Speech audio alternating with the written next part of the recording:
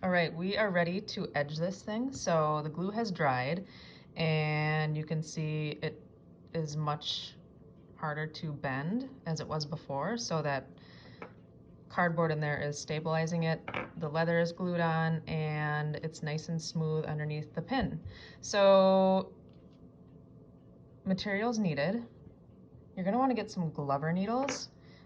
I don't know if you're gonna be able to see this. So Glover needles are more expensive than regular beading needles. This pack of 25 cost like 13 or 14 bucks or something like that. But what they are is, I don't know if you can see that or not, there's like a triangle on top. The top of the needle is much thicker. It's kind of like a little stabby spear.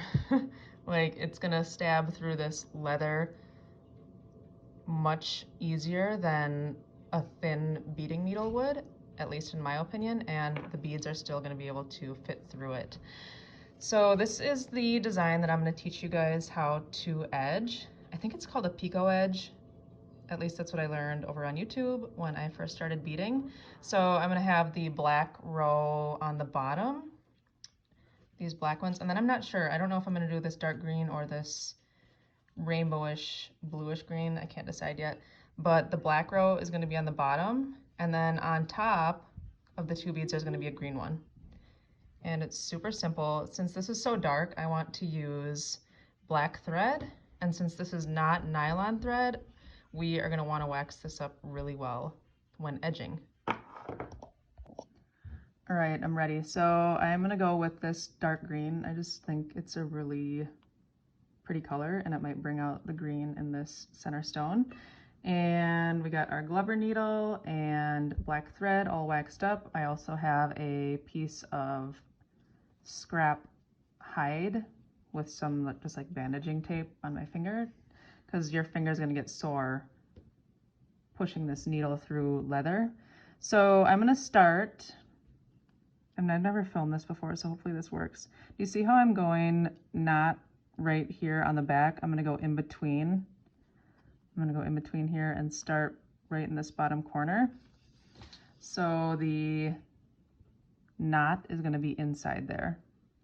And when you start out this Picot edge, I'm going to take 3 beads, and then the rest of the time it's going to be 2 beads. So let's start 3, and the pattern is going to be black, green, black. Wow, those are really hard to see. They look really similar in the bowl. All right, so now we've got our 3 beads. We're going to wrap this around the back, and we're going to make our first hole in the back. If I can find my needle, here it is.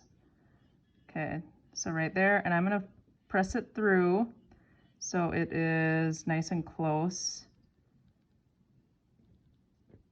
to, of course, dog hair, nice and close to that first one that we put in. Okay, so now we see that our 3 beads are wrapped around, goes to the back, and we are going to take our needle and poke it through that last bead. So there's 1, 2, 3, the third one, we're going to poke it through. We're going to pull it tight. And we are going to pull it. And you want to know what? Edging is not my favorite thing to do. So I already don't like how that black bead is looking. If I get to the end of this and come down the edge and that black bead's annoying me, I might break it off. We'll see how it goes. So now we are going 2 beads, and the pattern is going to be green, then black. So green, then black. Okay. And same thing, we're going to wrap it around the back. See right there? Pretty close to that edge, and keep it pretty close to the one in the front. Same thing, we're gonna take our needle, poke it through that last bead that we just put in, and pull it tight. You can see how the edge is already starting to form. I'll do a couple more. I'm probably not gonna film this whole thing, that will take forever.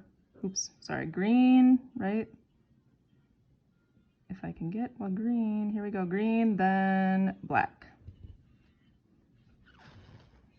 And again, we're going to poke it through the back, keeping it real close to the one in the front. Probably like a bead's length, I would say. And same thing, come up through that last bead.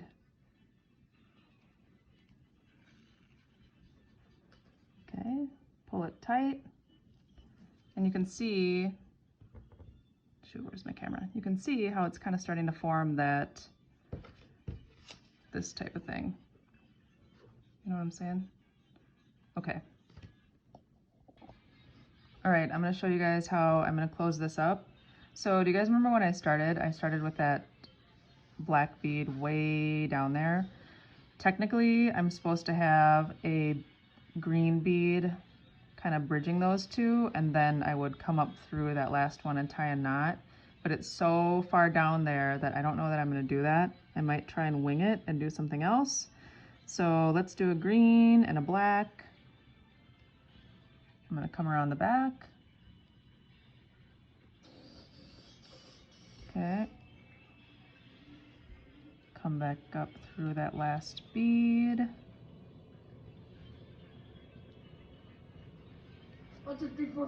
LJ, be quiet, please. I'm making a video. All right. So I've got my string kind of out in the middle of nowhere, and I don't know what I'm going to do with it yet. I think I am going to try and do this. So I'm just, normally you would put, when you finish up an edge like this, you would bridge the gap with the green bead, but I'm not going to. I think that's going to look too bunched. So I'm going to come up through this last bead that's in the middle here. Hey LJ, I'm making a video, please. Ooh, see? Popped it out in the back. I don't like how this is looking at all. Nope, that's a nope for me. So I'm gonna go back through it. Let's leave it how it was. Everyone go back to your places. Darn it, I feel like I ruined it. All right, you wanna know what? Everyone's back in their place. I am just gonna figure out where to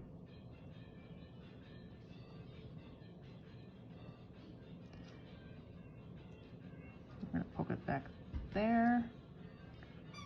Let's see. I'm gonna find a different bead to come up through the top. All right, so this bead that I came up through is not the first bead that I laid down, which is the normal process. I came up through a different one. So now what I'm gonna do is I'm gonna clip this thread and I'm gonna tie enough knots there so it's not able to pull back through. This is cotton thread, so this one's not gonna be able to do that lighter trick where you sear it down. I'm just gonna have to tie enough knots and make sure it looks hidden. All right, I shut that yellow light off. I turned it on so you guys could really see what I was doing, but this is a natural light and I am so excited that this is done. I really love how this green edging looks on it. And yeah, this is what the back looks like. Each of these stitches is about a bead's length apart.